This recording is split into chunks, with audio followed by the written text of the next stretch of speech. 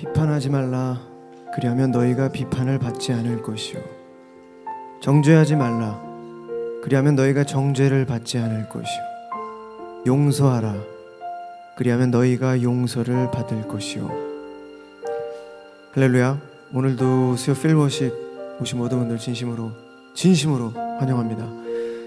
이제 오늘 다 같이 눈을 감고 지난 한 주간에 있었던 우리의 모든 삶을 회개하며 나가도록 하겠습니다. 우리 신앙의 기준으로 자기가 그동안 쌓아왔던 나름 신앙의 기준으로 다른 사람을 판단하고 또 정죄했던 모습들, 또 우리 마음 안에 알게 모르게 지었던 모든 죄들과 무언가 계속 쫓기고 계속 바쁘기만 했던 지난 삶, 마음 안에 중심이 없고 이리저리 흔들렸던 우리의 모든 생활들, 이제 하나님 앞에 잠잠히 고백하고 또 회개하며 또 하나님께 기도하며 나가도록 하겠습니다. 기도하시겠습니다.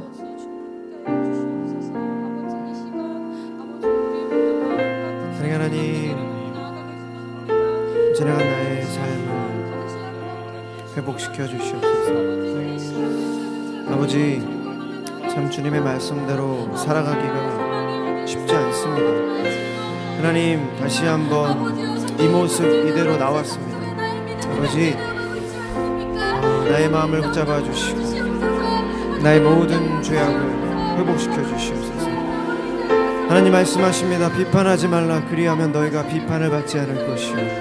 정죄하지 말라. 그리하면 너희가 정죄를 받지 않을 것이요. 용서하라. 그리하면 너희가 용서를 받을 것이요. 하나님, 주님께서 말씀하십니다. 아버지요, 나의 마음 다시 한번 회복시켜 주시고 세상 속에서 그저 휩쓸려 생각하고 행동하고 말해버렸던 지나간 나의 세상적인 모습들, 이 시간 나 용서하여 주시고 다시 한번 주님 앞에 섰사오니 주님께 한 걸음 더 나아가오니 이 모습 이대로 받아 주시옵소서. 여러분, 이 시간 다시 한번 기도하실 때 욥기 말씀을 읽고 있습니다. 욥의 세 친구들이 욥을 위한다고 찾아왔지만 그들의 마음 또 그들의 기준으로 욥을 함부로 판단하고 또 그를 정죄하고 더 힘들게 만드는 그런 모습들을 보면서 나는 혹시 저런 모습이 없었나 하는 생각을 했습니다. 남을 함부로 판단해서도, 함부로 정죄해서도, 함부로 말해서도 안 되겠구나. 하나님이 그 사람에게 어떤 계획을 가지고 있는지도 모르고 우리가 함부로 섣불리 판단하고 말하면 안 되겠다라는 그런 생각을 했습니다. 여러분, 시간 다시 한번 우리 기도하실 때 혹시라도 우리 생각나는 사람들이 있다면 함부로 말하고 함부로 그를 평가하고 함부로 정죄하고 또 그의 마음을 아프게 했던 또 그런 스쳐 지나가는 사람들의 모습들, 또 이름들이 생각난다면 그들을 위해서 기도하고 또 회개하는 시간 다시 한번 갖도록 하겠습니다. 기도하시겠습니다. 사랑의 하나님, 나의 마음 안에 내가 가지고 있는 생각, 나의 인간적인 또 그런 기준으로 하나님 수많은 사람들을 평가하고 또 정죄하고 그저 마음대로 생각했던 적 많이 있습니다. 하나님, 나로 인하여 상처받은 자들이 있습니까? 하나님, 그들을 위로하여 주시고 다시 한번 나의 삶이 더욱더 성숙한 신앙인이 되며 하나님, 내 눈에 있는 들보를 먼저 볼 수 있는 그러한 신앙인이 될 수 있게 하여 주시옵소서. 아버지, 그 어느 누구가 함부로 사람을 판단하고 평가할 수 있겠습니까? 하나님, 그 사람의 처지도 모른 채 우리가 함부로 생각했던 적은 없는지 다시 한번 생각하게 하여 주시고 다시 한번 하나님의 말씀으로 또 오늘 예배를 통해서 우리가 생각나는 영혼들 좀 그들을 중보하고 또 그들에게 정말 힘이 되고 그들을 위로할 수 있고 그들을 존중하고 그들을 정말로 사랑할 수 있는 그런 믿음의 성숙한 자들 될 수 있도록 주님께서 함께하여 주시옵소서. 하나님, 이 시간 다시 한번 우리의 마음을 모아 주님을 찬양합니다. 이 시간 다시 한번 예수 그리스도의 십자가의 보혈을 의지하며 나왔고 하나님, 주님의 부르심에 응답하며 나왔습니다. 하나님 예배를 기도하고 또 하나님 또 기도합니다. 하나님 예배를 통해서 찬양을 통해서 말씀을 통해서 우리의 삶이 다시 한번 변화되게 하여 주시고 또 이 땅 살아가는 동안 정말 빛과 소금 역할을 감당할 수 있는 그런 저희들 한 명 한 명 될 수 있도록 주께서 함께 하여 주시옵소서. 하나님 이 시간 모여있는 이 예배당 안에 모여있는 모든 자들 하나님 위로하여 주시고 하나님께서 격려하여 주시고 하나님께서 안아주시옵소서. 이 시간 주님을 찬양합니다. 아버지 우리의 찬양을 받아 주시옵소서.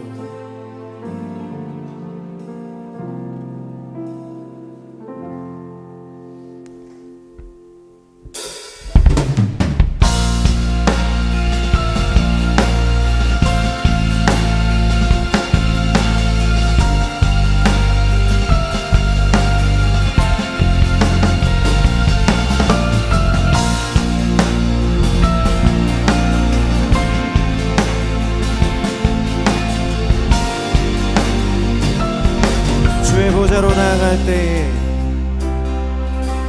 주의 보좌로 나갈 때에 어떻게 나가야 할까? 나를 구원한 주의 십자가 그것을 믿으며 가네.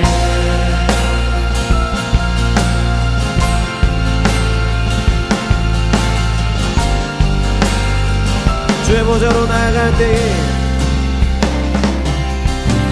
주의 보좌로 나갈 때에 나 여전히 부족하나 나를 품으신 주의 그 사랑 그것을 믿으며 자격 없는 내 힘이 아닌 오직 예수님의 보혈로 자격 없는 내 힘이 아닌 오직 예수님의 보혈로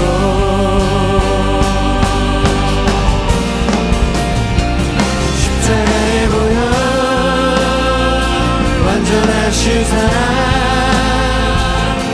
힘입어 나갑니다. 십자가의 보혈 완전하신 사랑 힘입어 예배합니다.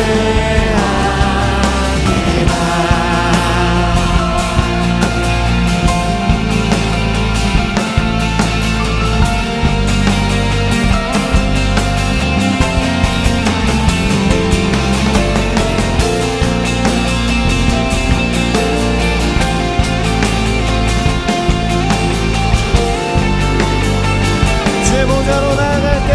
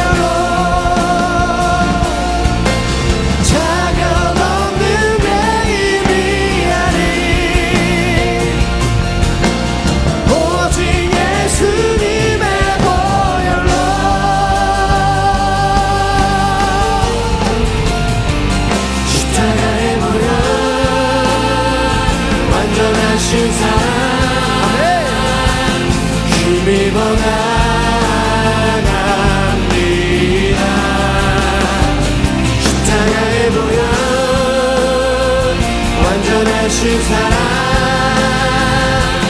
힘입어 예배하 십자가에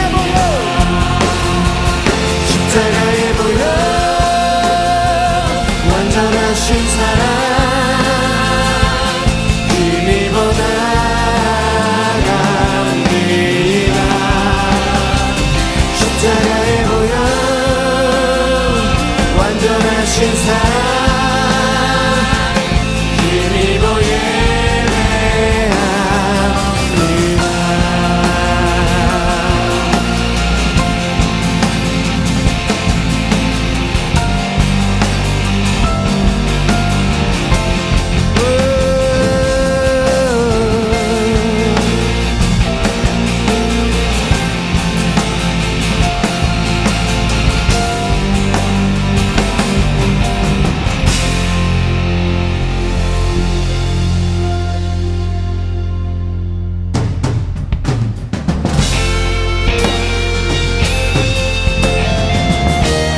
이제 왕이신 하나님을 찬양합시다.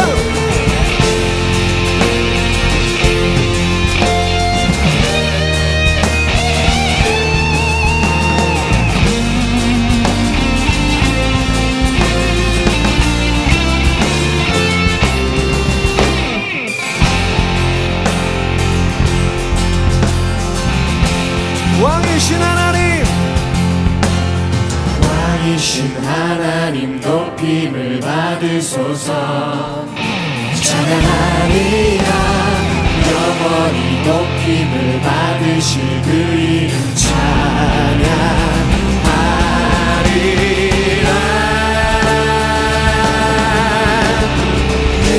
그리스도 진리로 다스리네 기뻐하라 온 땅이여 찬양하라 거룩하신 그 이름 높이리라 아멘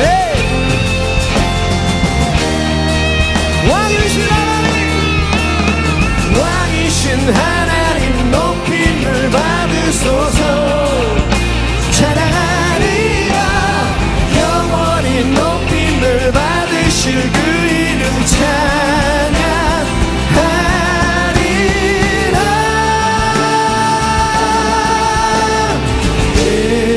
그리스도 진리로 다스리네 기뻐하라 온 땅이여 찬양하라 거룩하신 그 이름 높이 주 이름으로 오셨네 주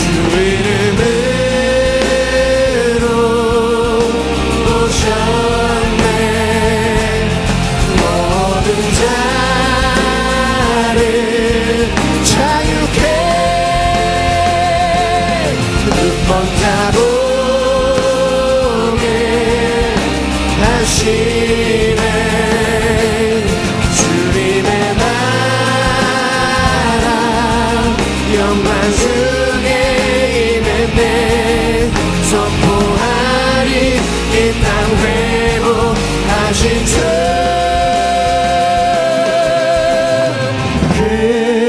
그리스도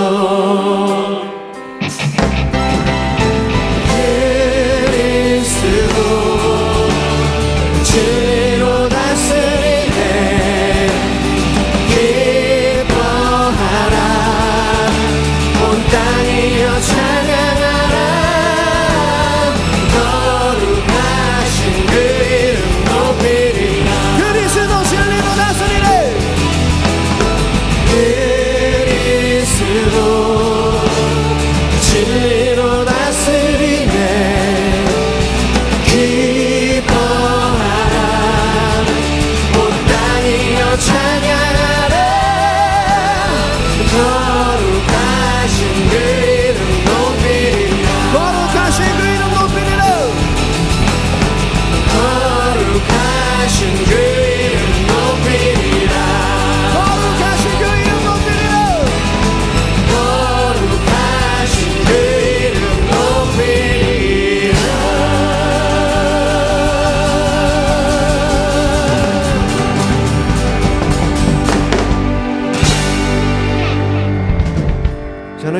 박수 올려드리겠습니다.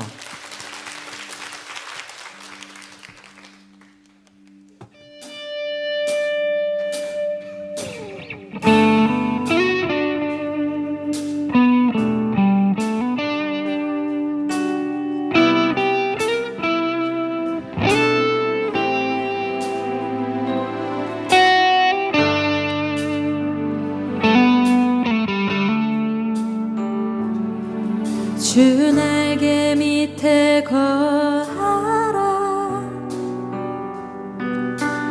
너를 항상 지키시니 두려움 벗어버리고 예수 앞에 나오라 주 날개 거하라 기뻐하고 감사하라 세상이 너를 흔들어도 내 등 뒤에 예수가 지키시니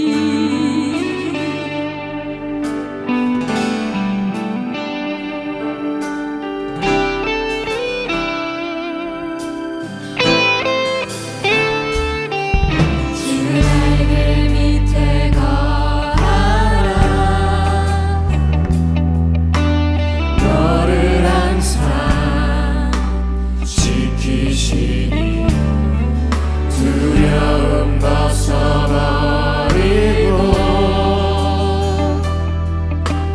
예수 앞에 나오라 주 날개 아래 거하라 기뻐하고 감사하라 세상이 너를 흔들어도 내 등 뒤에 예수가 지키시니 날개 아래 거하라 기뻐하고 감사하라 세상이 너를 흔들어도 내 등 위에 예수가 지키시니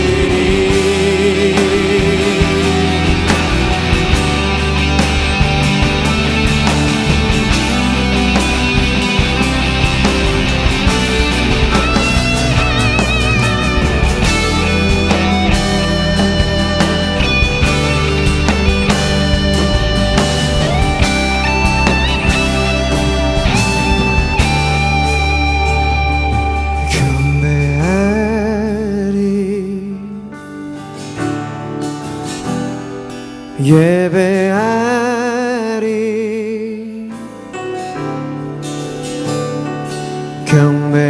경배하리 예배하리 경배하리 경배하리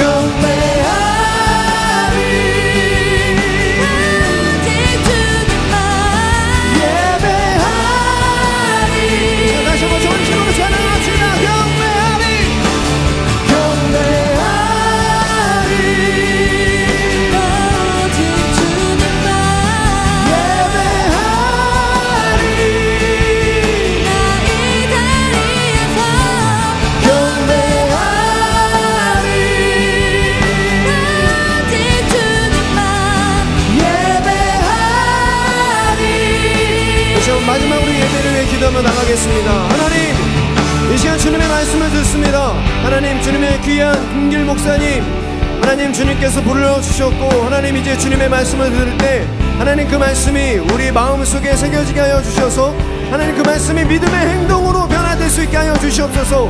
하나님 말씀 섬하는 마음으로 나아가오니 하나님 이 시간 하나님의 말씀 우리 마음속에 깊이 새겨지게 달라고 다시 한번 마지막으로 예배를 위해 기도하며 나가도록 하겠습니다. 기도하시겠습니다. 사랑의 하나님, 이 시간 주님의 말씀을 듣습니다.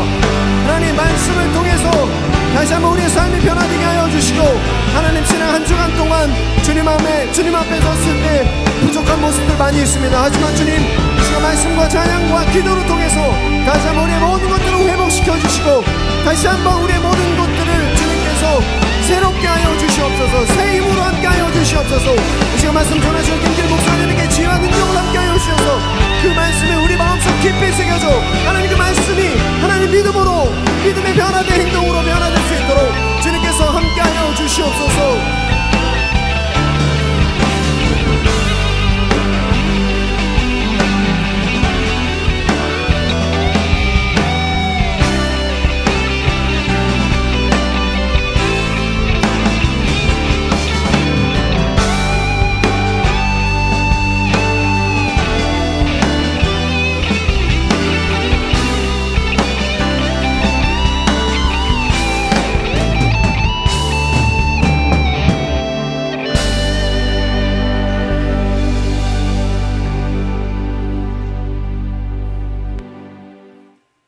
사랑과 은혜가 충만하신 하나님 아버지, 오늘 이 밤이 하나님의 임재 가운데 다 들어가는 밤 되게 해 주십시오. 하나님의 임재 가운데서 하나님의 그 풍성한 영광을 볼 수 있는 밤 되게 해 주십시오. 하나님, 특별히 오늘 강사 목사님을 통해서 하나님 저에게 말씀하여 주십시오. 저희가 다 듣겠습니다. 듣기만 할 뿐 아니라 듣고 우리의 삶으로 순종하겠습니다. 그래서 하나님의 뜻을 이루어가는 하나님의 사람들 되겠습니다. 하나님 밤이 오늘 저희에게 참 특별한 밤 되게 해 주십시오. 하나님으로 말미암아 귀한 밤 되게 해 주십시오. 감사드리고 존귀하신 예수님의 이름으로 기도합니다. 아멘. 안녕하세요. 반갑습니다. 우리 수요필 월십 1주년을 맞이해서 특별한 예배를 하나님 앞에 또 함께 계속해서 드려가고 있습니다. 오늘 우리에게 하나님의 말씀을 전해주실 분은요, 김길 목사님이십니다. 명신교회를 담임하고 계시고요, 대학에서 철학을 전공하시고 예수전도단 캠퍼스 간사로 사역을 하셨습니다. 너와 꼭 하고 싶은 교회가 있다라는 하나님의 음성을 듣고 서울 명동에서 예배당도 없이 명동의 신실한 교회 명신교회를 개척하셨고 또 지금까지 계속해서 사역해 오고 계십니다. 특별히 대도시 선교사라는 또 타이틀을 가지고 계시는데요, 여러 가지 책도 많이 쓰셨습니다. 참 좋은 내 인생, 마음아 이겨라, 전적 의존, 충만, 증언, 사명 등 숱한 신앙서적을 통해서 우리 한국교회를 계속해서 섬겨가시는 아주 귀하신 목사님이십니다. 우리 명신교회를 담당하시는 김길 목사님 나오실 때 여러분 큰 박수로 환영해 주시면 감사하겠습니다.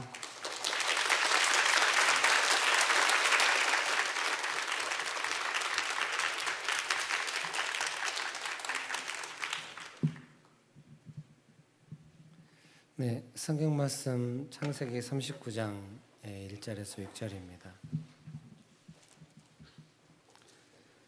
창세기 39장 1절에서 6절 말씀입니다. 제가 한 절 읽고 성도님들께서 한 절 읽고 이렇게 하도록 하겠습니다. 창세기 39장 1절부터 6절 말씀까지 제가 한 절 읽고 여러분들께서 한 절 읽고 교독하도록 하시겠습니다. 요셉이 이끌려 애굽에 내려가매 바로의 신하 친위대장 애굽 사람 보디발이 그를 그리로 데려간 이스마엘 사람의 손에서 요셉을 산이라.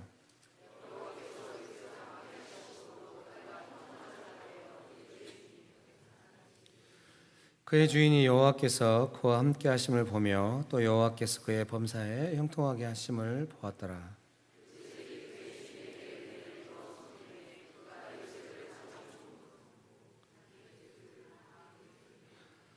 그가 요셉에게 자기의 집과 그의 모든 소유물을 주관하게 한 때부터 여호와께서 요셉을 위하여 그 애굽 사람의 집에 복을 내리심으로 여호와의 복이 그의 집과 밭에 있는 모든 소유에 미친지라. 그 소유를 다 요셉의 손에 위탁하고 자기가 먹는 음식 외에는 간섭하지 아니하였더라. 요셉은 용모가 빼어나고 아름다웠더라.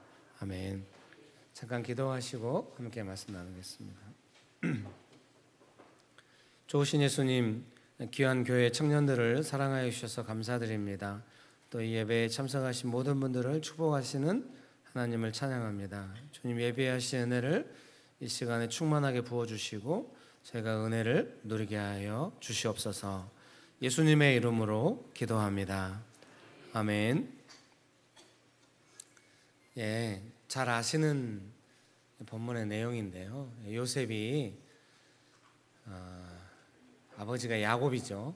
아버지의 집에서 잘 지내다가 형들이 요셉을 노예로 팔아가지고 요셉이 이집트에 노예로 팔려간 그런 내용입니다. 이것은 개인적으로 볼 때 아주 불행한 상황이고 좀 어려운 상황이긴 합니다.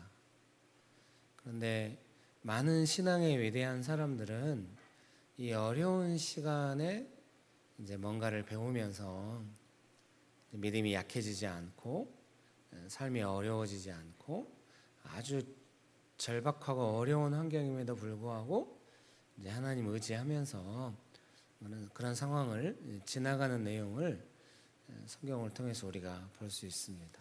그래서 이런 어려운 시간들은 비교적 성경은 일관성 있게 말씀하십니다. 어려운 시간은 고통스럽고 힘들기는 하지만은 그 시간 동안에 반드시 배우는 것이 있기 때문에 그 어려운 시간을 통하여 배울 것을 배우고 또 하나님 의지하면서 지나가야 하는 줄 믿습니다.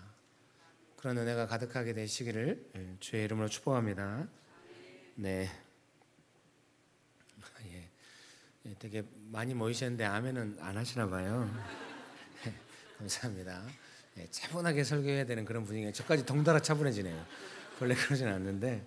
그래서 이제 요셉이 이렇게 노예로 팔려간 이런 노예를 통해서 대단히 이제 불행하고 모든 어떤 삶의 중요한 내용들이 다 사라지고 아주 고통스러운 가운데서 이제 어려움 가운데 있는데 이런 상황에서 그러면 요셉이 무엇을 배울 수 있을까 이제 그런 생각을 하게 됩니다. 그런데 제가 생각할 때 특별히 젊은 사람들에게 있어서 배워야 할 것이 있다고 생각을 합니다.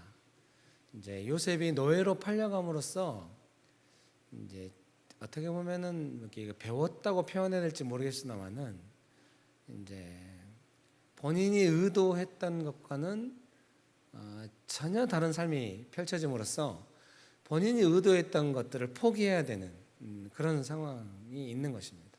요셉은 본래 아버지에게 사랑을 많이 받았죠.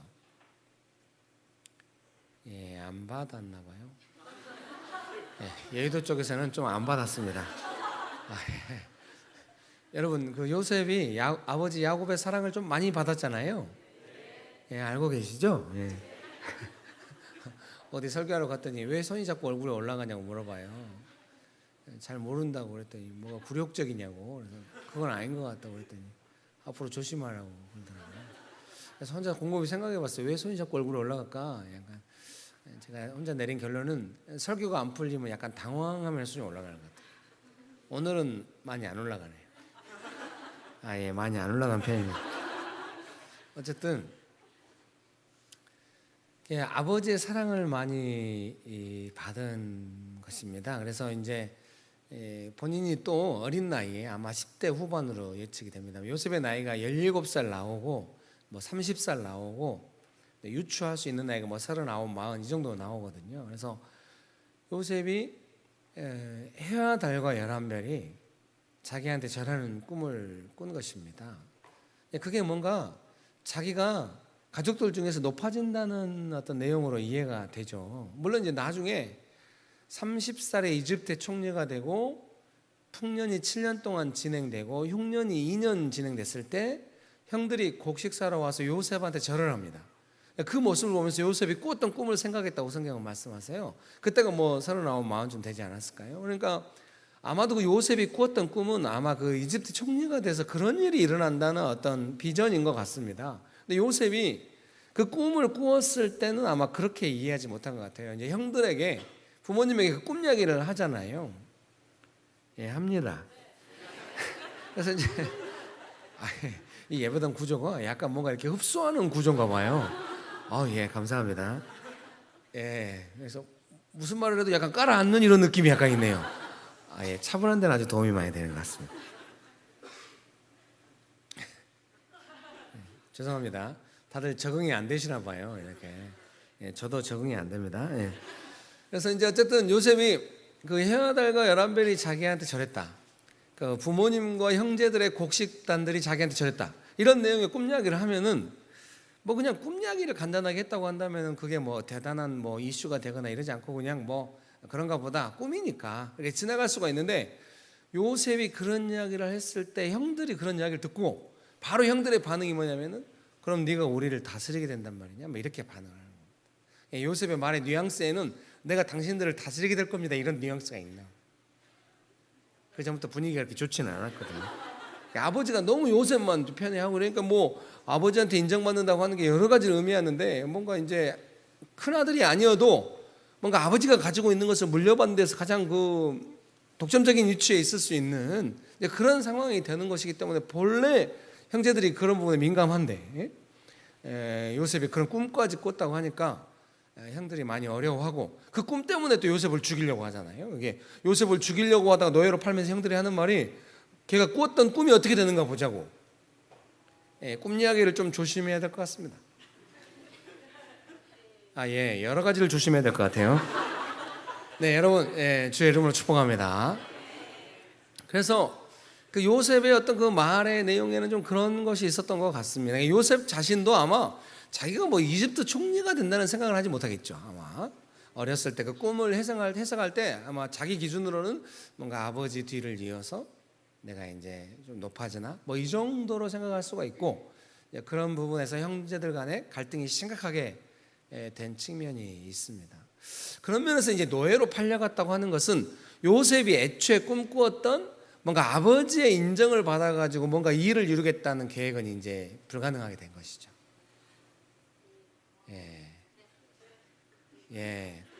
간간히 그렇다고 하시네요. 이게 아버지의 인정을 받아서 뭔가 내가 원하는 것을 이루겠다고 하는 계획들은 불가능하게 된 것입니다. 그래서 그거를 배울 수 있다고 생각합니다. 특별히 젊은 날에는 누군가에게 인정받고 싶어 하는 것이 좀 강렬하다고 생각합니다. 특별히 내가 인정할 만한 사람에게, 내가 인정할 만한 어떤 조직이나 공동체에서 인정받고 싶은 사람이 되고 싶고, 인정을 받는다고 하면은 내 인생을 바쳐서 헌신하고 싶다, 뭐 이런 영향들이 많이 있는 거예요. 그래서 제가 볼 때 그거는 조금 유태롭다고 생각합니다. 성경적인 관점에 봤을 때 사람들이 하나님께 인정을 받으려고 애쓰는 것이 아니라 내가 인정하는 사람이나 내가 인정하는 조직에서 인정받고 싶다고 하는 것이 너무 강렬하고, 그것은 뭔가 하나님께서 우리 인생의 주인이시고 우리 인생을 이끌어간다고 하는 측면에서는 때로는 아주 좀 중요한 방해가 될 수도 있는 부분이 있는 것입니다. 요셉은 하나님의 계획 안에 있어서는 아버지의 뒤를 이어서 형제들을 다스려야 되는 상황이 아니라 이집트에 가서 총리가 되어서 요셉의 가족들을 보호해야 되는 부르심이 있는 것이죠. 그래서 하나님의 뜻을 잘 알지 못할 때 우리는 뭔가 강력하게 또 강렬하게 사람의 인정에 대해서 목말라 하고, 또 내가 원하는 사람에게 인정받지 못할 때는 너무 괴로워하고 뭔가 이런 일을 해야 될 아무런 의미를 찾지 못하고 이렇게 되는 것입니다. 그런 의미에서 제가 제 아들을 포함해, 제 아들이 올해 20살인데요, 제 아들을 포함해서 젊은 청년들에게 권면할 때 사람에게 인정받지 못하는 것은 어떤 면에서 좋다. 다들 분위기가 왜 그게 좋냐? 좋지 않습니다. 오늘 저도 제가 뭔 말하는지 잘 모르겠네요. 사람에게 인정받고 하나님께 인정받고 좋습니다. 그게 근데 그런 경우는 좀 드물어요. 아시다시피 예 감사합니다. 오늘 계속해서 이렇게 답변이 드문 거에 대해서 아주 감사해서. 사랑하는 성도님 여러분, 하나님께 인정받고 또 사람들에게 인정받는 거 아주 좋은 일입니다. 은혜스럽고 또 행복한 일이죠. 그런데 제가 생각할 때 우리 안에 우리가 성장하고 자라오면서 또 평생을 살아가면서 내가 인정받지 못하는 경우 많이 옵니다. 그래서 내가 사람에게 인정받지 못할 때 어떻게 할 것인가, 그런 부분이 아주 중요한 것입니다. 제가 많은 사람들을 돕고 또 교회를 개척하면서 늘 좀 이렇게 좀 아쉽거나 좀 어렵거나 때로는 좀 두렵기까지 한 내용은 뭐냐면, 사람들이 아주 작은, 그리고 조금만 생각하면 그것이 큰 의미가 없음에도 불구하고 누군가에게 인정받는다고 하는 것에 너무 많은 의미를 부여하고 있고, 또 누군가에게 인정받지 못하는 것을 너무 낙담하는 것을 많이 본 것입니다. 그거는 좀 우리가 훈련해야 될 필요가 있다고 생각합니다. 하나님께 인정받고 사람에게 인정받는 거 아주 좋은 건데, 사람에게 인정받지 못하는 것에 대해서 너무 영향받거나 사람에게 인정받는 것에 너무 큰 의미를 부여하거나 하나님께 인정받는다고 하는 것이 구체적으로 어떤 의미인지 잘 모르거나 이래서는 안 되는 것입니다. 제가 생각할 때 우리가 어떤 사람에게 인정받지 못하는 상황이 온 것은 분명히 좀 어려운 상황이긴 합니다. 직장에서 상사에게 인정받지 못한다, 상당히 어렵습니다. 또는 뭐 동료들에게 인정받지 못한다, 뭐 이런 것들은 상당히 어렵습니다. 가족들에게 인정받지 못한다, 이런 것은 상당히 어려운 일입니다. 그러나 그 어려운 일이 왔을 때도 우리가 하나님 앞에서 배울 수 있는 것은 사람에게 인정받지 못하는 것이 내 인생을 결정할 수 없도록 하나님께서 나를 인정해 주시는 기회로 삼는 어떤 그런 방향으로 나아가는 줄 믿습니다. 믿으십니까? 많은 경우에 하나님께 잘 인정받고 사람에게도 잘 인정받는 경우는 좀 드물고, 많은 경우에 하나님께 인정받기 위해서는 사람에게 인정받는 것과 약간 긴장관계에 노출되는 경우가 아주 많은 것입니다. 그런다고 해서 사람에게 인정받는 것을 뭐 염려해야 되냐? 그건 아닌 것 같아요. 그렇게 목회할 수는 없고요. 이제 사람에게 인정 못 받았다고 한다면은 그때 이제 하나님께 인정받는 방향으로 가는 거예요. 이렇게 하나님께 충분히 인정 못 받는 것 같아도 사람에게 인정받으면 훈련은 일어나지 않아요. 놔둬야 돼요. 거기서 너 하나님께 인정받아야 돼 이러면 문제가 서로 복잡해지는 수가 있어요. 그러니까 그때는 뭐 훈련이 의미가 없고요. 사람에게 인정받지 못하는 경우가 와서 너무 낙담할 때 이 상황을 어떻게 극복할 것인가. 그래서 제 아들이 어려서 조금 이렇게 외롭게 크고 좀 이렇게 혼자 고생하고 친구들에게 인정 못 받고 많이 얻어맞고 막 이랬어요. 그래서 아들이 좀 외로워하고 사람한테 인정받는 거 지금도 민감해요. 제가 아들한테 한마디 한 적이 있어요. 아들아, 네가 사람들에게 친구들에게 충분히 인정받았으면 좋았을 텐데 그렇지 못한 것에 대해서 아빠는 마음이 많이 아프다. 그러나 아빠는 어떤 면에서 이런 면이 너에게 좋다고도 생각한다. 왜냐하면 네가 사람들에게 인정받지 못하고 있기 때문에 하나님께 인정받으면 이게 순서가 좀 네가 원하는 순서는 아닐 수 있는데 하나님께 인정받으면 반드시 사람들에게도 인정받을 수 있을 거다. 이게 제가 생각할 때 사람들에게 인정받는 것이 곧바로 하나님께 인정받는 것에 대해서는 조금 자신 없는 부분이 있지만은, 물론 하나님의 사람들에게 인정받으면 당연히 하나님께도 인정받는 내용이 분명히 있겠죠. 그런데 하나님께 인정을 받는 사람이라고 한다면 반드시 많은 사람들에게 인정받게 되는 줄 믿습니다. 여러분 믿으십니까?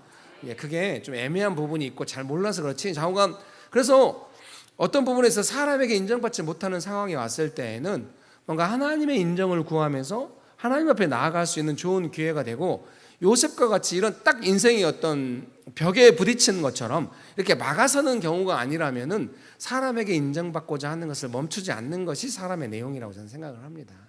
어느 경우에도 요셉이 만약에 어떤 경우 형태로든지 아버지와 함께 있었다고 한다면 아버지께 인정받고자 하는 것을 결코 포기하지 않았으리라고 생각합니다. 하나님께 인정받는 것보다 그 부분을 더 중요시 여겼으리라고 생각해요. 왜냐하면 사람한테 인정받는다고 하는 것은 단순히 인정으로 끝나지 않는 경우가 많이 있다는 걸 보았어요. 저도 개척교회 목사로서 그게 힘들었어요. 성도들이 막 제가 담임 목사라고 뭔가 저한테 인정받으려고 하고 막 그런 게 있어요. 그래서 제가 그럴 필요 없다고, 10명 모여가지고 인정받으면 못 하겠냐고. 그래서 교회가 뭐 몇백 명이나, 최소한 몇백 명이나 돼가지고 인정받으면 뭐 네가 뭐 명예라도 생기고 뭐 교회에서 뭐 높은 장로님도 되시고 뭐 이럴 수 있지만 지금 10명 모여가지고 인정하면 우리끼리 못 하겠냐고.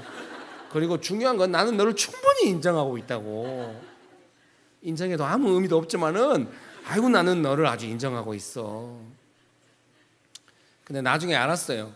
사람 안에 본성적으로 인정받는다고 하는 것이 왜 그렇게 강력한 문제가 되냐면은 인정을 받으면은 인정으로 끝나는 것이 아니라 거기서 포지션이 나오는 거예요. 인정받으면은 어떤 힘을 가진 사람은 그 인정하는 사람을 뭔가 기회를 주려고 하는 거예요. 사람은 본능적으로 그걸 알고 있는 거예요. 그래서 사람한테 인정받아야 포지션이 온다는 걸 알고 있고, 그렇게 포지션이 생기면 돈도 생긴다는 걸 알고 있는 거예요. 뭐 연봉이 많아지든지 뭐. 그래서 사람 안에는 중요한 자리에 있는 사람에게 인정받는다고 하는 게 어떤 의미인지 본능적으로 알아요. 저는 몰랐어요. 인정받아본 적이 없어가지고. 그리고 선교단체 간사로 일하다 교회 개척했기 때문에 뭐 인정받아도 일 늘어봤자 아무 도움도 안 돼요. 뭐 제가 캠퍼스 여러 군데 개척하고 다니고 막 학생들도 인정해주고 간사들도 인정해줬지만 제 삶에 어떠한 변화도 일어나지 않았어요. 멀리 돌아다닌다는 변화만 있었지 뭐 그걸로 뭐 제가 대단히 높아지거나 이런 일은 아무것도 없어요. 돈만 더 들어갈 뿐입니다. 차비량으로 살아가기 때문에 차비가 많이 든다 뭐 이 정도의 변화지. 좀 더 고생한다 뭐 이 정도의 변화지. 그래서 저는 뭐 그런 걸 잘 몰랐습니다. 근데 사람들 안에는 그런 게 있다는 걸 알았고, 그러면서 상당히 목회가 좀 재미없어졌습니다. 결국 이런 문제인가? 이것은 사람의 본성에 관한 문제고, 교회라고 해서 이런 걸 극복하기 상당히 어려운데 그럼 이런 문제를 어떻게 한단 말인가? 그게 불가능한 문제가 아닌가? 분위기 왜 이래요? 다들 표정이 새삼스럽게 낙담하는 표정이에요. 여러분, 주의 이름으로 축복합니다. 그래서 얼마나 그 사람 안에 그 사람에게 인정받고자 하는가, 인정 못 받을 때 내가 꿈꿨던 것들 모든 것이 없어지는 것처럼 생각하는 것이 어떤 면에서는 자연스럽다 이런 생각이 들어요. 그런데 여러분, 요셉처럼 하나님의 사랑을 많이 받고 또 하나님의 계획이 분명한 사람에게는 사람에게 인정받을 수 있을 만한 길을 막으시는 것이 아닌가 이런 생각까지 심지어 드는 겁니다. 그래서 어떤 면에서는 하나님의 사랑을 많이 받는 사람이라고 한다면은 사람이 뜻을 이룰 만한 기회, 예를 들면 하나님께서 특별히 요셉의 삶에 개입하시지 않는다고 한다면은 요셉은 어떤 머리를 써서라도 아마 아버지 뒤를 이어서 그 집안에서 계속 먹고 살았을 거예요. 근다고 해서 뭐 요셉이 이집트에 가는 거는 그 방법이 하나님의 계획이냐 잘 모릅니다. 확실한 건 형들의 죄악입니다. 무서운 형들입니다. 요셉을 죽이려다 노예로 팔고 뭐하냐, 모여서 밥 먹습니다. 사이코패스가 아닌가 싶습니다. 동생이 울며 막 자기 팔지 말라고 울었다잖아요. 나중에 그 곡식 이집트에 사러 왔다가. 그런데 그 동생을 팔고 나서 모여서 밥이 넘어가는지 참 궁금합니다. 무서운 형님들입니다. 그 무서운 형님들이 요셉을 노예로 팔았습니다. 죽이려고 하다가 죽을 뻔했죠. 어쨌든 형들의 죄악으로 인해 요셉의 인생이 상당히 어려워졌지만 그럼에도 불구하고 요셉을 향한 하나님의 사랑은 멈추지 않고 그 중에도 요셉은 배워가면서 점점 배워가고 있는 것이죠. 여러분 믿습니까? 그래서 어떤 사람이 특별히 하나님의 사랑을 받는다고 한다면은 사람에게 인정받을 만한 기회가 때로는 막힐 수도 있다. 저는 이렇게 생각합니다. 그 막히면 우리가 어떻게 되겠습니까? 내 인생 끝났구나 그렇게 생각해서는 안 돼요. 노예로 팔려갔으니까 끝난 것처럼 보이는 것이죠. 그러면 어떻습니까? 요셉이 그때부터 본격적으로 하나님의 도우심이 요셉에게 임하는 걸 볼 수 있습니다. 하나님께 인정받는다고 하는 것은 사람의 능력 문제가 아니라 얼마나 간절히 매달리느냐 하는 문제인 것 같습니다. 그를 사랑하는 자들이 그의 사랑을 입으며 간절히 찾는 자가 만날 것이다 이렇게 말씀하시는 것처럼 하나님께 간절히 매달리고 사랑하고 의지하고 막 이렇게 매달리는 사람이 인정받는 것 같습니다. 하나님은 좋으신 분인 것 같습니다. 부모와 자식 간의 관계에 예를 들어 설명하면 좀 이해가 훨씬 쉽습니다. 부모한테 인정받는 자식은 부모를 자주 찾는 자식이. 어떤 부모는 안 그럴 수 있습니다. 능력이 많은 자식이 인정받을 수 있습니다. 어렵네요 오늘. 뭘 해도 약간 거리감이 있네요. 뭔가 평가받고 객관화되고 있다는 느낌을 지울 수가 없어요. 여러분 주의 이름으로 축복합니다. 이제 웃어도 함께 웃어줘야 돼. 다들 따로 웃으면서 어이가 없네 막 이런 표정이에요. 그런 거 아니죠 여러분? 여의도 침례교회 그 수양관에 자주 강의하러 갔어요. 광주 쪽에 있잖아요. 되게 은혜스럽고 건물도 약간 서양풍의 옛날 서양 건물 같이 이렇게 딱 돼 있고 막 너무 거기 가서 집회할 때마다 은혜스러웠거든요. 여기 오니까 상당히 좀 도전이 되네요. 뭔가 대중 집회를 더 잘해야 될 것 같은 개척자로서는 좀 힘듭니다. 어쨌든 여러분 주의 이름으로 축복합니다. 어떤 분이 왜 이렇게 축복을 많이 하냐고 또. 그래서 이렇게 좀 하나님께 인정받는 그 길로 요셉이 간 것은 잘한 것 같습니다. 노예로 팔려가니까 뭐 어떤 사람의 도움도 기대할 수가 없고 오직 하나님 한 분께만 간절히 매달리고 의지하고, 이러니까 오늘 본문의 39장 2절에 있는 것처럼 여호와께서 요셉과 함께 하심으로 그가 형통한 자가 되어 그의 주인 애굽 사람의 집에 있으니. 그래서 어떻게 보면은 하나님께 쓰임 받고 인정받고 이런 사람들은 반드시 인생에 이런 시간이 있는 것 같아요. 하나님만 간절히 의지해야 되는 그런 시간이 반드시 있어야 하는 것 같습니다. 그때 정말 삶은 좀 어렵겠죠. 그러니까 간절히 의지하겠죠. 물론 삶이 좋아가지고 간절히 의지하면 최고입니다. 쉽지 않아요 그게. 삶이 좀 어렵고 간절하면 간절히, 저희 교회도 그거 많이 봅니다. 막 영상이 올라갈까 봐 좀 걱정이긴 한데요. 누군지 모르게 잘해야 할 텐데. 막 이성교도도 실패하고 막 직장도 막 어렵고 막 그 어려운 공무원 시험 준비하고 막 잘 안 됐습니다. 그래서 뭐 이제 교재 실패가 아주 낙담해가지고 자기 이제 시험 공부 그만하고 어디론 거 떠나야겠다고 막 제가 막 설득하고 같이 햄버거 먹으면서 위로하고 공부를 끝까지 하라고, 떨어지면 어떻게 해보라고, 떨어지면 신학대학원 가라고. 꼭 신학을 하라는 의미가 아니라 선교단체에서 훈련도 받고 사람이 좋으니까 혹시 공무원 못해도 인생이 끝난 것이 아니다. 교회에서 당장 많은 사례는 못해도 우리 교회 같이 개척하면서 더 좋은 사역자로 살면 돼. 이렇게 위로한 측면이 큽니다. 정말 사람은 좋은데 직장이 안 풀리는 사람들에게 신학하라는 말을 수도 없이 했습니다. 한 사람은 한 명도 없습니다 지금. 그래서 그 친구도 그 말을 좋게 듣고 되게 좋았습니다. 드디어 시험을 봤는데 합격을 했습니다. 그 어렵다는 7급을 합격을 했습니다. 그랬더니 얘가 바뀐 겁니다. 그래서 제가 전화해서 성길에서 너는 얍삽한 놈이라고. 어려울 때 그렇게 간절히 하나님 자꾸 의지하더니 지금 뭐냐고 막 이랬더니 맞다고, 자기 얍삽하다고. 좋은 친구인 것 같습니다. 제가 말했습니다. 네가 발령을 수도권으로 나도록 지금 간절히 기도하고 있다고. 내가 그동안 어려운 청년 많이 도왔는데 잘 되면 다 교회를 떠나가지고 내가 지금 상처가 나 있다고 지금. 그래서 네 발령이 과천이나 이런 데로 나도록 나는 간절히 기도하고 있고, 만약에 네가 세종시로 발령이 나면 내가 계속 그쪽으로 가서 묵상 모임을 할 생각이에요. 뭐 세종시 가는 거 어렵지 않습니다. 제가 청주 이런 캠퍼스 개척으로 돌아다녔거든요. 세종시까지는 내가 너 쫓아갈 거야. 그랬더니 얘가 좀 당황하는 것 같아요. 교회 못 떠나게 잡겠다 이런 생각이 아니라요. 직장 잡고 나서도 하나님께 도움받는 방법으로 인생이 풀려가도록 돕고 싶다. 그런 의미입니다. 떠나면 떠나야겠죠 뭐. 뭐 이렇게 안 받아주면 어떻게 하라는 거예요? 여러분 주의 이름으로 축복합니다.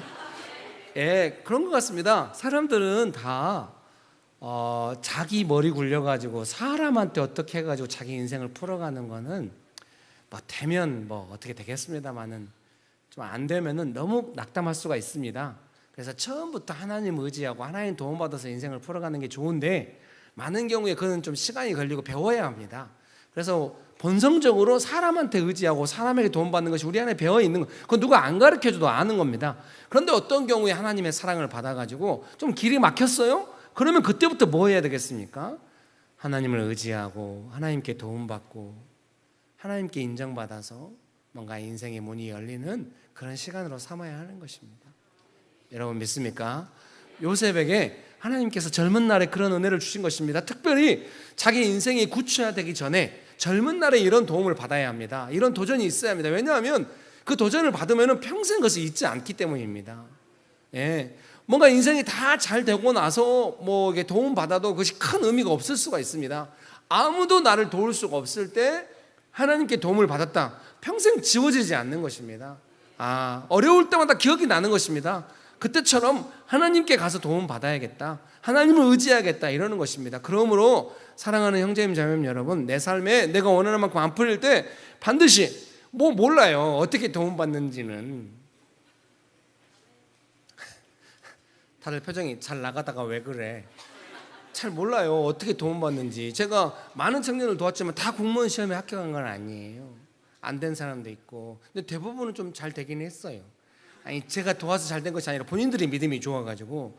근데 지금도 낙담이 되는 거는 방법은 잘 모른다는 거예요. 요셉이 노예로 팔려가서 어떻게 총리가 됐는지 누가 알아요?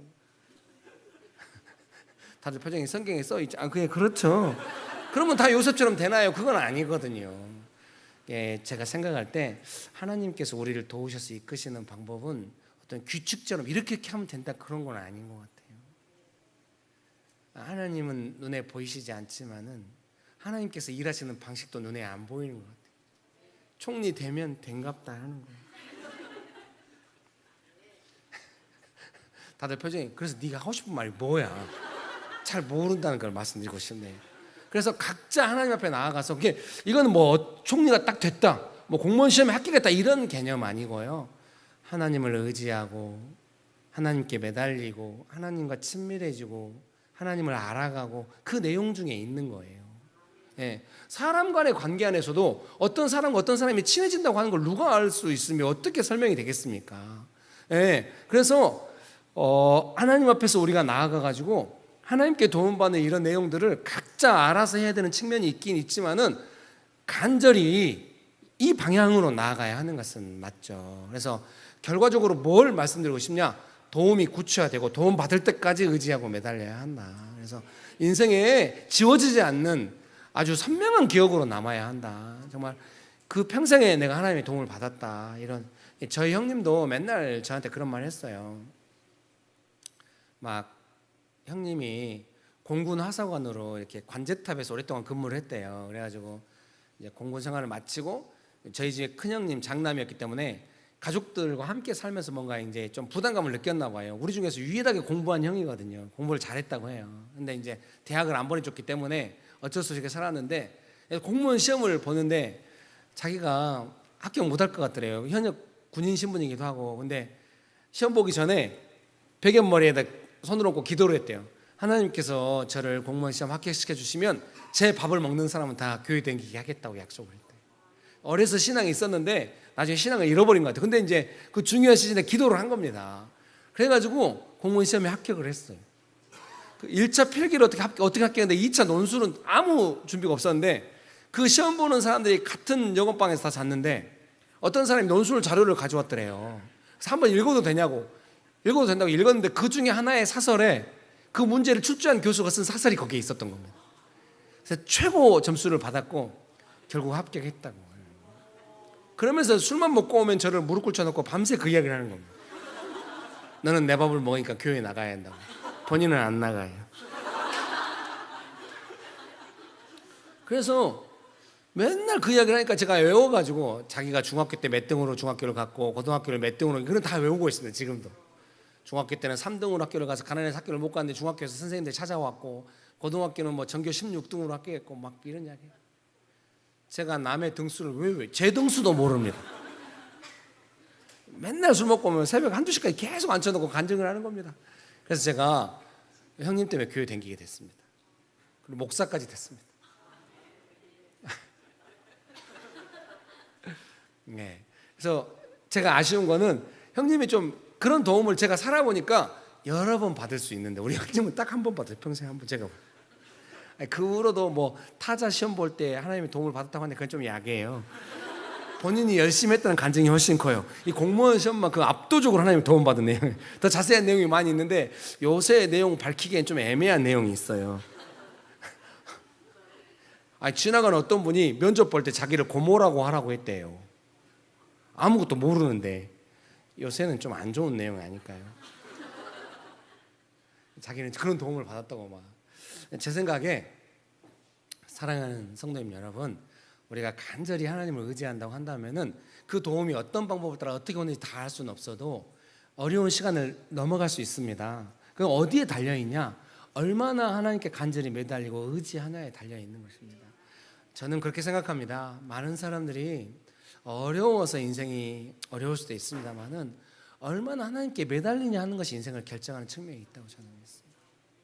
저도 제 자신이 제일 염려스러울 때는 하나님께 간절히 의지하지 않을 때가 좀 염려스러워요. 요즘은 좀 염려가 되지 않습니다.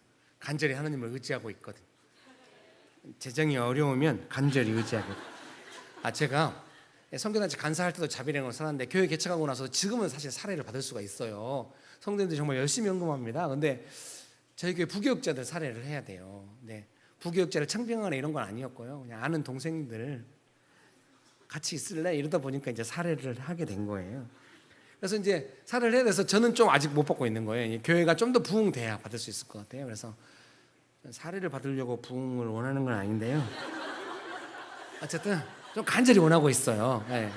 근데 자비량으로 사는 게 뭐가 힘드냐면 재정이 넉넉할 때는 참 좋아요. 왜냐하면 누구의 간섭도 안 받고 자유로운 삶이 있어요. 근데 이제 어려움이 힘들어요.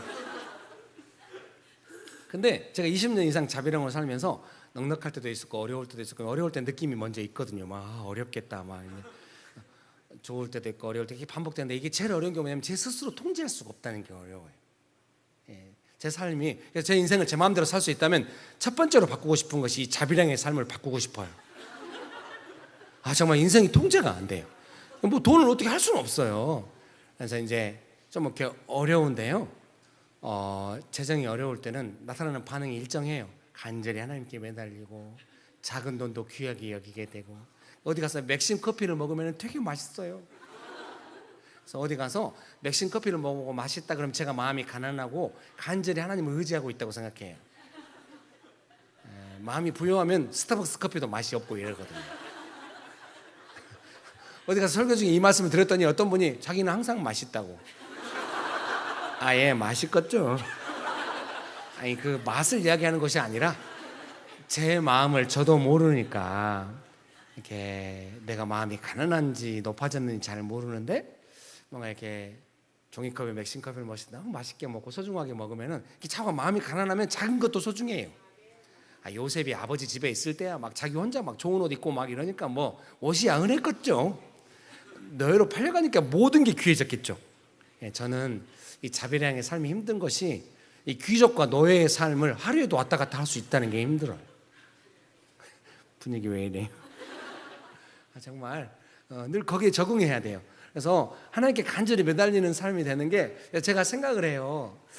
재정이 일정하게 있었으면 좋겠는데 이렇게 늘 들쭉날쭉 게 지난 한 몇 년 동안에는 옛날에 넉넉할 때 재정 들어오는 거에 절반 이하로 막 돈이 들어오는 거예요. 근데 애들은 벌써 이제 막 고등학교 2학년 막 재수하고 있고 이러니까 막 제 인생에 고등학생 둘을 기를 날이 올 줄라고 생각 못했어요.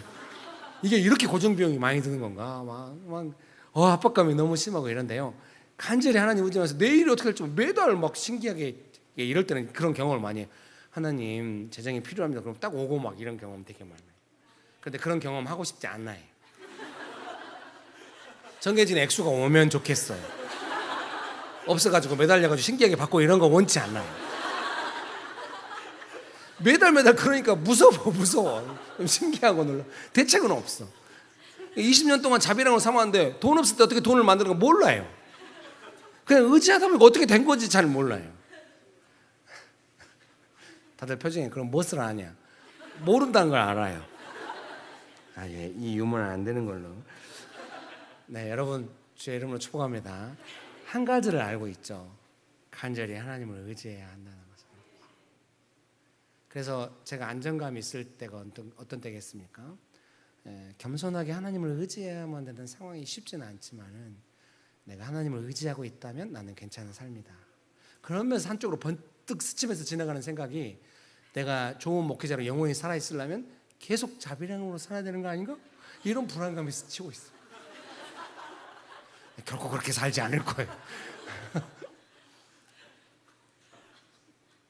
여러분 주의 이름으로 축복합니다. 그래서 내 삶의 상태를 점검할 때 내가 얼마나 안정적으로 살고 있는가 하는 것도 중요한 기준이 되겠습니다만은 내가 얼마나 간절히 하나님을 의지하고 있는가 이 부분 되게 중요한 기준이라고 생각합니다. 여러분 믿습니까? 옆에 분들에게 한마디씩 할까요? 간절히 하나님을 의지합시다. 네, 그런 은혜가 있게 되시기를 주의 이름으로 축복합니다. 또 한 가지 요셉이 배우고 있는 중요한 것이 저는 뭐라는 게, 요셉처럼 누구든지 인생의 축복을 누리고 좀 복된 삶으로 나아가기 위해서는 정말 사방이 막힌 것 같으면서도 그것이 중요한 게 아니라 얼마나 간절히 하나님을 의지하면서 하나님 정말 나의 주인이시구나, 나의 아버지시구나, 나의 구주가 되셨구나, 이거를 경험하는 시간들이 반드시 있다고 저는 생각을 합니다. 신앙적으로 잘 지내는 사람 중에 그런 경험 없이 되는 사람 없다고 생각합니다. 누구든지 어떤 형태로든지 간절히 하나님만 의지하면서 나가는 그런 시간은 반드시 있는 것이고, 그래서 우리에게 그런 시간이 다가올 때 너무 어두운 부분만 보고 낙담하지 말고 구름 너머에 태양이 있다고 우리가 알고 있는 것처럼 반드시 이 시간을 통하여 간절히 하나님을 의지하는 법을 배워간다면 반드시 나는 다시 하나님의 축복 가운데, 은혜 가운데 안정감 있게 사는 날이 있으리라 믿습니다. 믿으십니까? 그런 은혜가 있게 되시기를 주의 이름으로 축복합니다. 축복합니다. 근데 요셉이 또 한 가지 중요하게 배우고 있는 것은 뭐라고 생각하냐면요, 본래 요셉이 잘하는 것 중에 하나가 뭐냐면은 그 아버지한테 형들이 잘못한 것을 일러요. 그 일르는 의도가 뭐냐면은 아버지의 사랑을 독차지하려고요. 그래서 어떻게 하냐면 아버지하고 형들의 사이를 멀리 해놓고 자기는 아버지의 사랑을 독차지하는 거예요.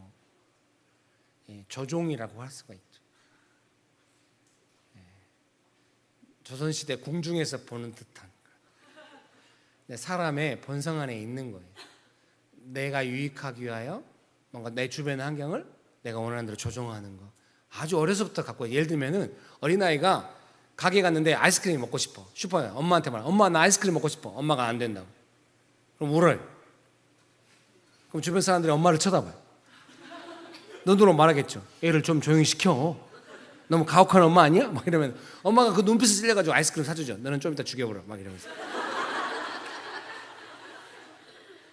그러면 그 아이가 조종에 성공한 거죠. 주변의 분위기를 움직여가지고 아이스크림 사게. 간단한 겁니다. 요셉은 그런 거에 능한 사람인 거예요. 그렇게 해가지고는 하나님과 함께 일할 수 없어요. 조종을 통해서. 요셉은 어떤 사람이 되어야 하냐? 노예 생활하면서 뭘 배우겠습니까? 사람을 섬기는 법을 배우는 거예요. 사람을 섬기는 게 되게 중요해요. 갈라디아서 5장 13절에 자유를 육체의 기회로 삼지 말고 사랑의 종노릇 하는 데 써야 한다고. 예수님 믿고 죄를 용서받고 우리가 자유를 받았잖아요. 그래서 죄의 심판으로부터 자유롭고 죄의 무거운 눌림으로부터 자유로워요. 예수님께서 우리에게 실질적으로 자유를 주신 거예요. 믿습니까? 여러분, 죄를 용서받은 자유가 있으시죠? 심판받지 않는다는 자유가 있으시죠? 예수님 안에서 우리가 자유를 누리고 있습니다. 그때 그 자유를 누렸을 때 우리가 어떻게 해야 되겠습니까? 이제 내 마음대로 살리라 이렇게 가서는 안 되는 거예요. 제가 청년들을 옆에서 이제 오랫동안 도우면서 주로 이성 교제가 제일 큰 문제예요. 청년들에게 크게 세 가지 정도 문제가 있어요. 이성 교제 문제와 진로 문제, 그 다음에 부모님과의 관계 문제, 뭐 가족 문제, 뭐 이런 한 세 가지 정도 큰 문제가 있는데 그 중에 제일 어려운 게 이성 교제 문제인 것 같아요. 왜냐하면은 세 가지가 안 됐다 했을 때 제일 크게 데미지를 입는 게 이성 교제거든요. 그래서 이성 교제 참 어렵습니다. 뭐 이게 잘 만나서 교제가 되면 좋은데 쉽지 않아요. 요새는 더욱 어려운 것 같아요. 다들 교제를 잘 안 해요. 웬만하면 해야 되는데 또 나이가 먹을수록 더 자기 스타일은 분명해지고 막, 또 나이가 먹은 사람들한테 누구랑 만나보라고 하면은 자기 스타일 아니라고, 그러면 우리 입장에서는 네가 지금 그걸 따질 때요? 이렇게 말하면 또 그 말이 제일 상처된다고 또 그러거든요. 나이 먹었는데 아무나 만나라고 하는 게 제일 힘들다고. 그냥 아무나 만나라는 이유가 있는 거 아니야. 요새는 뭐 잘 만나지도 않으려고 하고, 나이는 먹고 옆에서 볼 때는 좀 복장 터지죠. 왜냐면 시험 드니까. 혼자 있으면서 믿음 충만하고 살면 뭐 누가 뭐라고 하겠어요. 죄송합니다. 오늘 나갈 때 청년들 한 대 얻어 맞지 않을까요? 네가 염장질이냐? 죄송합니다. 아유, 너무 세속적인 용어였습니다. 죄송합니다, 여러분. 네, 여러분 주의 이름으로 축복합니다. 이거 영상이 올라간다 상당히 부담스럽네요. 이게 편집되나요? 이렇게 세속적인 용어들은 편집을 부탁드립니다. 네, 그래서 좀 이제 여러분 주의 이름으로 축복합니다. 이성 교제가 힘들어요. 근데 이성 교제가 잘 안 되면은 너무너무 상처가 되나 봐요, 다. 그래서 이제 막 낙담하고 힘들어해요. 뭐 목회자가 뭘 도울 수 있겠어요. 그냥 신앙 안에서 권면하고 같이 있다 보면은 더 회복이 되거든요. 자유로워지고. 그러면은 이제 목회자로서 옆에서 이제 보면서 지켜보면서 기대하는 게 뭐겠어요.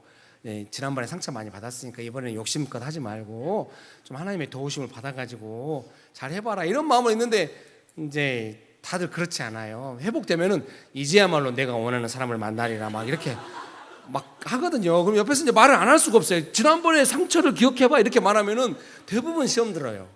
자기 교제를 방해한다고. 아니, 언제 방해했어? 좀 잘 해보라고. 대부분이 교제를 실패해서 상처받았으면은 회복되고 나면 더 내가 원하는 교제로. 지난번에는 별로였어. 이번엔 더 이렇게 가가지고 또 더 상처받고 이런 경우를 많이 보게 돼요. 사람이 다 그런 것 같아요.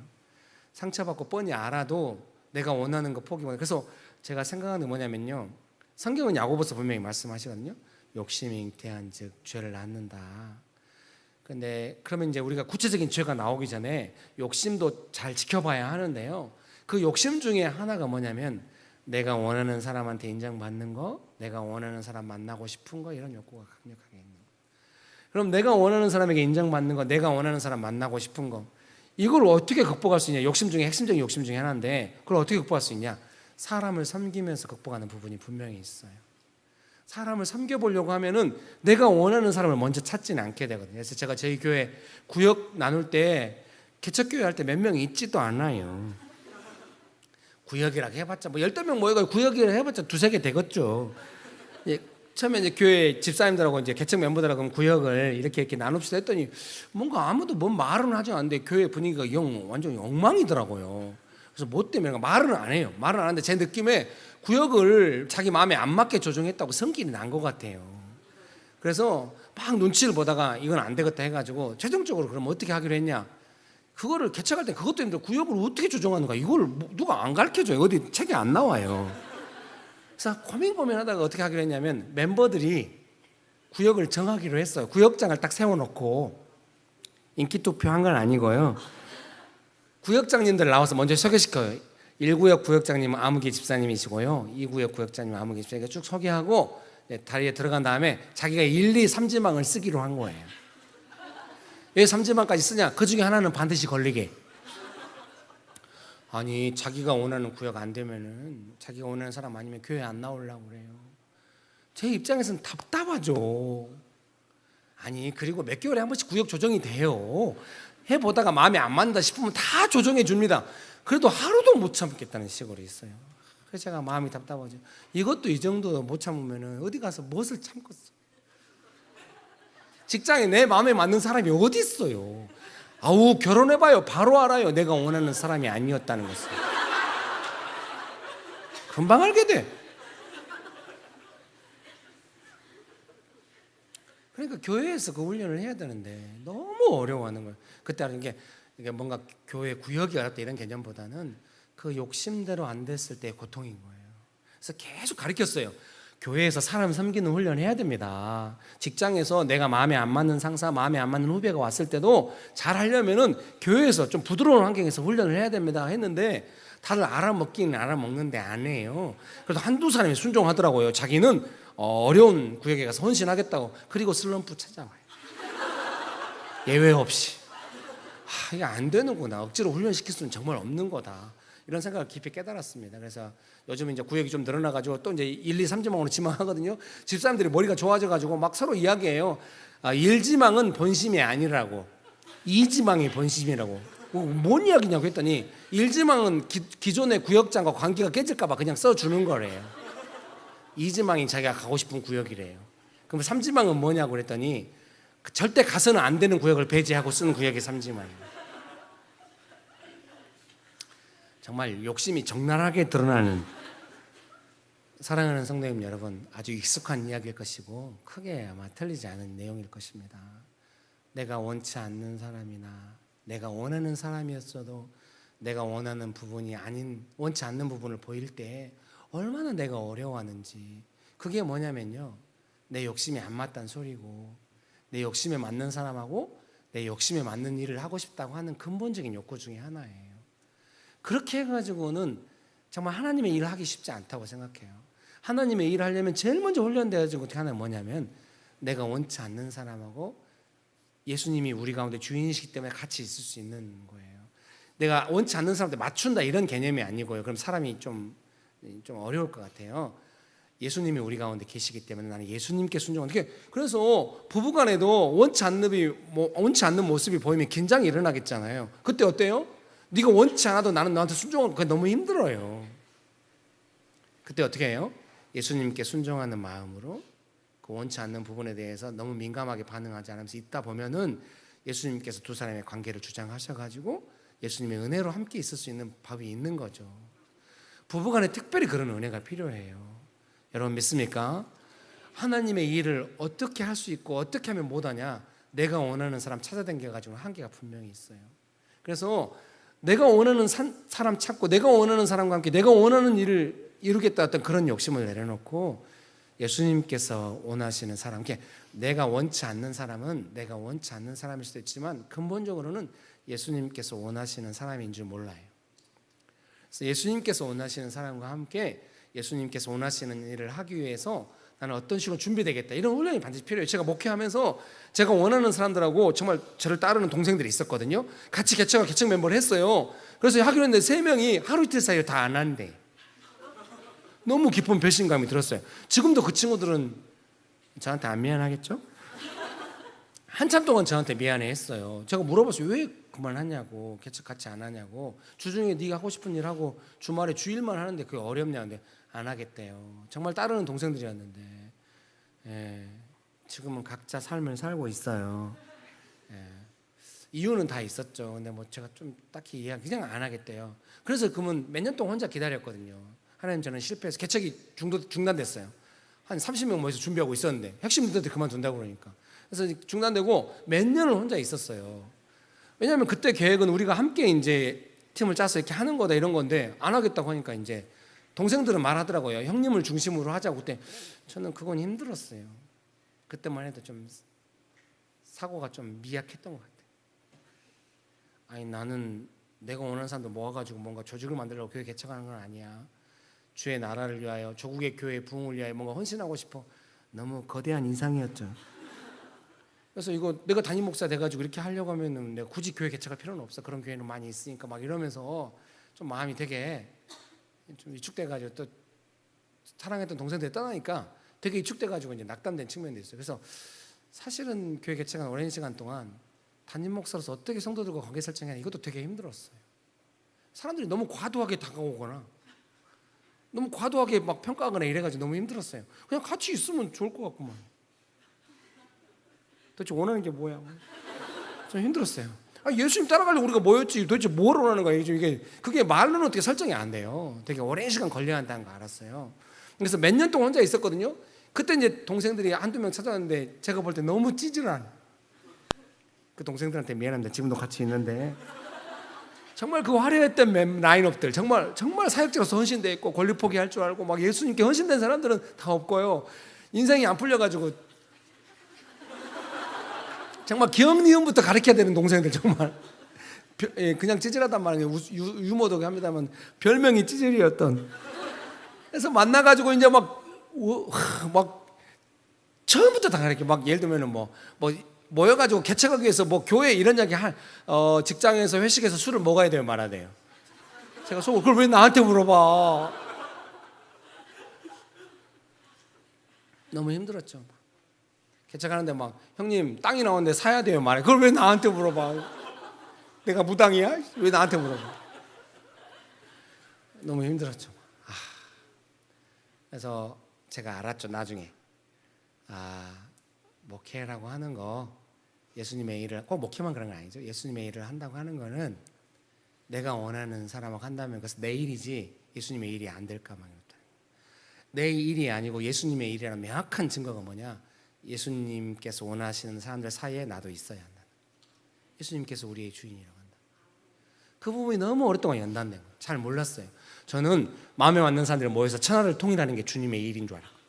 삼국지 같이 유비, 관우, 장비 막 모여가지고 막 돈결의하고 막 전쟁에서 이겨가지고 천하를 통일하고, 그거는 바벨탑이에요. 사람은 바벨탑을 쌓기까지 계속 그쪽으로 통일하려는 움직임이 있어요. 제가 볼 때 구글이 천하를 통일하려고 하는 것처럼. 아니 그렇지는 않겠죠. 구글이 뭐 천하를 통일하지는 않고 계속 끊임없이 성장하면서 자기 영역에서 최고가 되려고 하는 그런 쪽으로 가는 거예요. 그래서 제가 좀 생각하게 돼요. 하나님의 일은 하나님의 방법이 반드시 있어야 되는데 그것이 뭔지 명확하지가 않기 때문에 애매한데, 삼국지 방법은 아주 인본주의적인 것이다 이렇게 생각을 하게 돼요. 그래서 제가 저희 교회에서 개척할 때도 계속 그것이 애매하니까 사람도, 그래서 네가 말하는 게 뭐야? 저도 잘 모르니까요. 그래서 핵심적으로 우리가 해야 되는 건 뭐냐면, 우리끼리 뭉쳐갖고는 안 되고 우리 각자가 예수님을 따라가야 한다는 거다. 각자 예수님을 따라가고, 너도 예수님 따라가고 나도 예수님 따라서 우리 가운데 예수님께서 주인으로 계시면서 우리가 하나 되었다. 그래서 어떤 문제가 발생할 때 우리가 각자 예수님의 뜻을 구해야 되고, 그러면서 예수님의 뜻 중심으로 우리가 하나 됐고, 그래서 우리 중에 뭔가 내가 담임 목사라면, 왜 담임 목사냐면 내가 예수님의 뜻을 좀 잘 전달해주고 여러분도 예수님의 뜻을 구하고, 이렇게 해서 우리가 하나 된 거지, 여러분이 나하고 뭔가 하고 이런 개념은 아니다 했더니 자기를 인정 안 해준다고. 왜 자기를 밀어내냐고. 그거 아니라고 했는데 도무지 이해가 안 돼가지고 너무 어려운데, 지금은 조금 이해돼. 근데 그걸 조금 포장해서 사명 중심의 관계라고 이렇게 표현을 해요. 예수님을 따라 모여서 예수님께서 명령하신 그 일을 하기 위해서 우리가 함께 있는 거지, 우리끼리 좋아가지고 우리끼리 뭔가 하기 위해서 모인 것이 아니다. 그냥 그거를 가르치는데 너무 많은 시간이 걸린 것 같아요. 예수님께서 베드로한테 말씀하시잖아요. 요한복음 맨 마지막 내용에 뭐가 있습니까? 젊어서는 네가 원하는 대로 띠뛰고 다녔지만은 나이가 들면 네가 원치 않는 곳으로 사람들이 데려갈 거다. 맞아요. 예수님의 일은 우리가 원치 않는 곳으로 가는 거예요.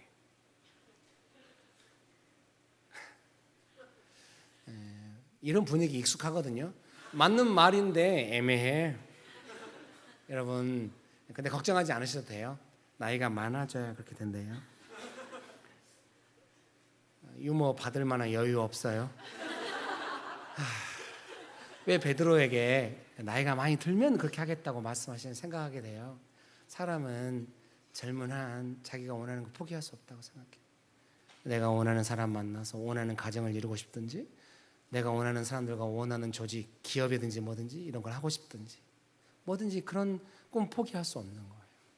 나이가 먹으면 그것이 허망하다는 걸 깨닫고, 예수님의 뜻이 아니면 의미가 없구나 이런 걸 깨달을 때쯤 뭔가 우리가 예수님의 부르심을 이룰 수 있지 않을까요? 그때는 힘이 없는데. 확실히 아브라함이 100살 때 이삭을 낳는 이유가 있는 것 같아요. 저는 항상 생각해요. 왜 100살이나 돼서 이삭을 낳을까? 좀 일찍 두셔야지. 나중에 생각이 좀 바뀌었어요. 왜 아브라함이 100살 때 이삭을 낳는가? 100살 때에 믿음이 된 거예요. 하나님 언제나 주실 수 있는데, 아브라함 믿음 보고 주시는데, 하나님의 일을 우리가 할 수 있게 한다면은 능력이 어떠한가, 뭐 얼마나 기다리나 이런 거 전에 얼마나 우리가 하나님께서 원하시는, 사람을 섬긴다고 하는 것은 사람을 섬겨서 뭐 내가 높아 이런 개념이 아니라, 사람을 섬겨서 내가 만난 예수님, 하나님이 어떤 분이신지를 말과 행실을 통하여 증명하는 것이죠.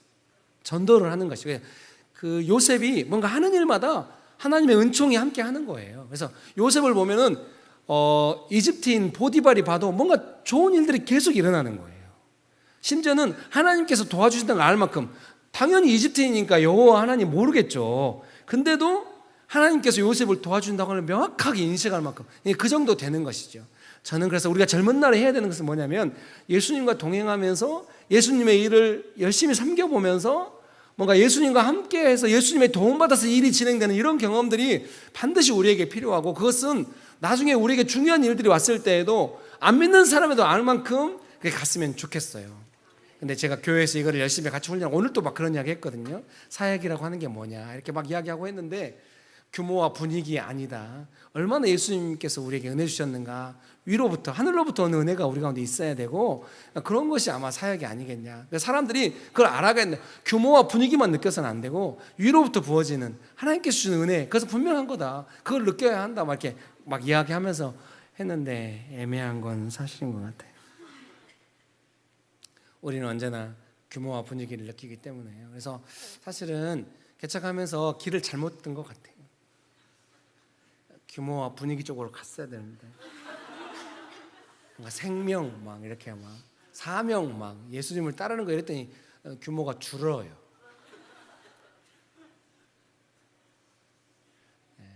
더군다나 분위기가 무거워요. 근데 제가 그거에 대해서 칭찬했어요. 찬양 인도자가 나와서 찬양을 어떻게 될지 모르고 막 버벅대고 막 이런 게 있는 거예요. 사람들은 지금 뭐냐고 다들 긴장하는데 제가 설명했어요. 찬양 인도자가 이런 모습 보이는 거 되게 좋다고. 왜냐하면은 자기 마음대로 하려면 할 수 있을 텐데 하나님의 뜻을 받아서 하나님께 찬양을 불러드리려고 하니까 뜻대로 안 된다. 그래서 회중도 버벅대고 인도자도 버벅대고 아주 좋은 분위기라. 일정한 매끄럽게 진행할 필요 없다고. 약간 버벅대고 긴장되고 이런 건 나쁜 거 아니라. 그렇게 했더니 계속 버벅대고 있어요. 그건 또 아닌 것 같기도 해요. 여러분 주의 이름으로 축복합니다. 근데 요셉은 어쨌든 그 험한 시간 통과해가지고 너무너무 축복을 받은 거예요. 요셉이 하는 일마다 잘 되는 거예요. 하나님께서 은혜를 주셨대요. 우리 이런 게 있다고 믿습니다. 저도 확실히 어려서에 비해서 예수님 인격적으로 만난 게 군대에서 군종병 하다가 21~22살 때쯤 만났고 21살 때쯤인 것 같아요. 그때 이후로 계속해서 하나님의 도우심을 훨씬 많이 받아온 겁니다. 점점 은혜가 많아졌죠.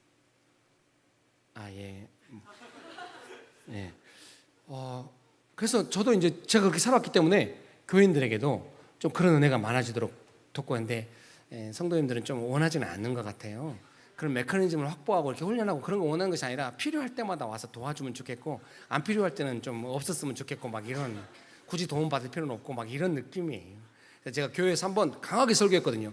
급할 때 찾는 게 하나님의 뜻이 아닙니다. 막 이랬더니 다들 표정이 그럼 언제 하나님의 뜻을 찾냐고 막. 안 급하고 내 마음대로 했을 때는 다 내 힘대로 하고 내 힘대로 안 되는 내 욕심대로 안 되는 급한 일이 있을 때만 하나님의 뜻을 찾으면 그게 뭐냐고. 더군다나 내 욕심대로 안 되는 일을 내 욕심대로 해달라고 하나님의 뜻을 찾고 있으니 어디에 내 인생에 하나님의 뜻이 있냐고 그랬더니 맞는 말인데 힘들다고. 제가 제일 훈련시키는 부분 중에 하나냐면 삶의 사소한 영역에서 하나님의 도움을 받는 법. 그것은 작은 일이라도 중요한 내용을 담고 있거든.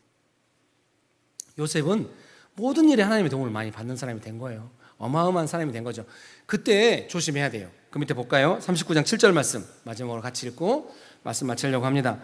39장 7절 말씀 같이 한번 읽어보실까요? 시작. 그 후에 그의 주인의 아내가 요셉에게 눈짓하다가 동침하기를 청하니. 아멘. 여기 보시겠습니다. 요셉이 하나님께 쓰임받고 은혜를 받으니까 이 일도 잘 되지만 영모도 아름다웠다잖아요. 영어로 핸섬. 여러분 더욱 쓰임 받아야 합니다. 네, 이 유머가 이렇게 씁쓸하다면 나중에 문제가 될 소지가 있는데 여러분 주의 이름으로 축복합니다. 정말 여러분도 경험하셨을 거예요. 어떤 사람이 하나님께 쓰임 받을 때 되게 좋아 보이거든요. 안 믿는 사람도 그거 알아요. 좋아 보여요. 그래서 보디발의 아내가 이렇게 죄짓자고 한 거예요.